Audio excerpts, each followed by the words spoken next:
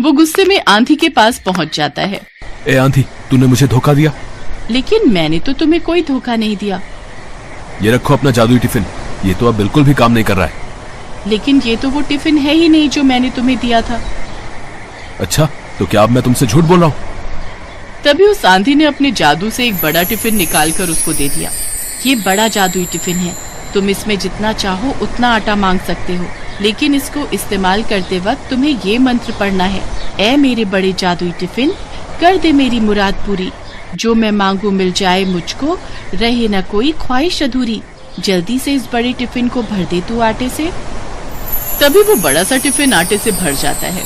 सुरेश उस भरे हुए बड़े टिफिन को सर पर उठाकर घर लौट आता है। बिंदु उसे आते हुए देख लेती है।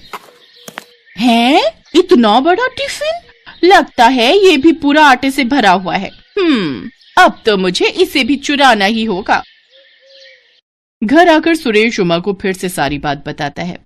सच में जी, ये तो बहुत बड़ा टिफिन है, अब तो हमारी कमाई खूब होगी। हाँ उमा, जितना पहले मैं महीने भर में जाकर कमाता था, उतना अब मैं एक दिन में कमाऊंगा और मैं खुद का आटे का बड़ा सा गोदाम खोलूंगा। हाय, मुझे तो अभी से ही सोच सोच कर खुशी हो रही है।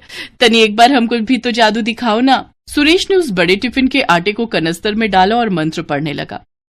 ऐ मेरे बड़े जादुई टिफिन, कर दे मेरी मुराद पूरी, जो मैं मांगू मिल जाए मुझको, रहे ना कोई ख्वाहिश अधूरी, जल्दी से इस बड़े टिफिन को भर दे तू आटे से।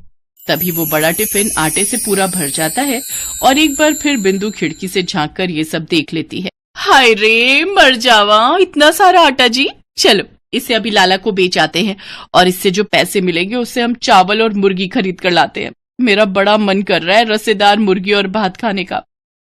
तो चलो फिर, देरी किस बात की। वो लोग लाला के पास आटा बेचने चले जाते हैं और बिंदु इस बात का फायदा उठाकर जल्दी से एक वैसा ही बड़ा सा टिफिन बाजार से लाकर रख देती है और उस जादुई टिफिन को चुरा ले जाती है। अगली सुबह सुरेश उस बड़े टिफिन को लेकर अपने काम पर पहुंचा और उससे एक बार फिर आटा मांगने लगा। वो काफी देर तक मंत्र पढ़ता रहा। ऐ मेरे बड़े जादुई टिफिन, कर दे मेरी मुराद पूरी, जो मैं मांगू मिल जाए मुझको, रहे ना कोई ख्वाहिश अधूरी, जल्दी से इस बड़े टिफिन को भर दे तू आटे से। लेकिन लाख कोशिशों के बाद भी जब आटा नहीं निकला तो वो गुस्से में तमतमाता हुआ फिर से आंधी के पास पहुंचा। जादुई आंधी, तुमने एक बार फिर मुझे धोखा दिया। नहीं, मैंने तुम्हें कोई धोखा नहीं दिया। झूठ, एकदम झूठ। तुम जब भी मुझे कोई जादुई टिफिन देती हो तो उसका जादू एक दिन के बाद ही खत्म हो जाता है। ये कैसे हो सकता है?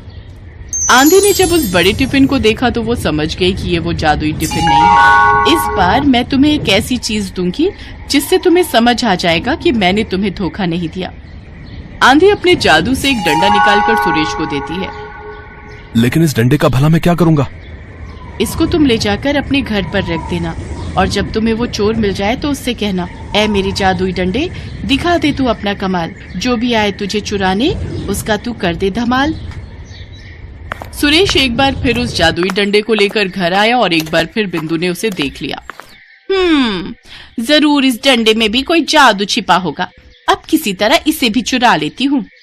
अगले दिन मोनी जब स्कूल गई हुई थी तो सुरेश और उमा ने घर से बाहर जाने का नाटक किया और दरवाजा खुला छोड़कर चले गए।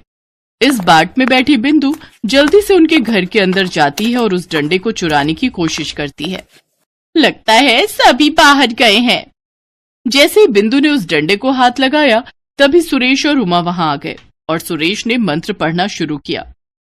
ऐ मेरे जादुई डंडे, दिखा दे तू अपना कमाल, जो भी आए तुझे चुराने उसका तो कर दे धमाल। तभी वो डंडा बिंदु को पीटने लगा। अरे रे, मर गई रे, मर गई।